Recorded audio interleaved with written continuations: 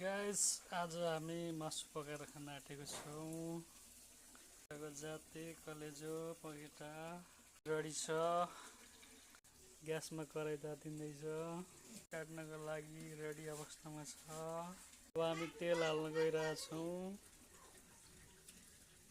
आवश्यक अनुसार।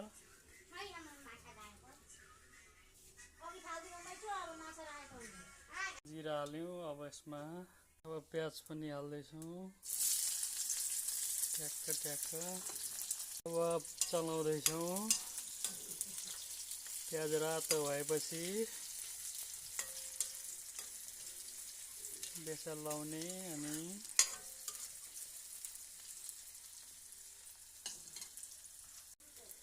अब आवश्यक अनुसार टक्क बेसार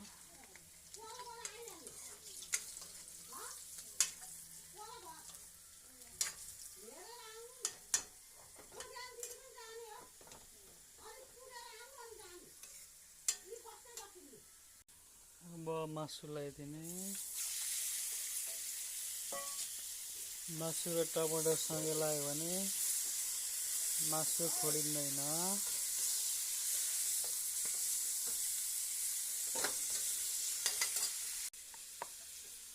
अब स्वाद अनुसार नुन।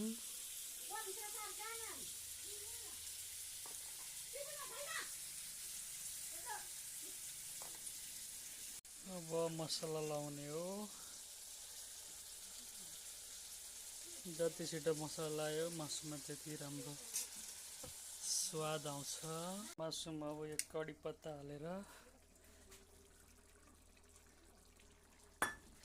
यसलाई चलाउनु पर्छ।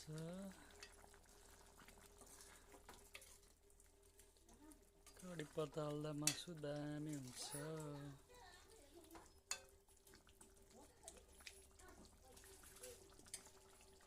अनि यो चाहिँ पुदिना हाल्यो भने मासु एक नम्बर स्वादिष्ट हुन्छ।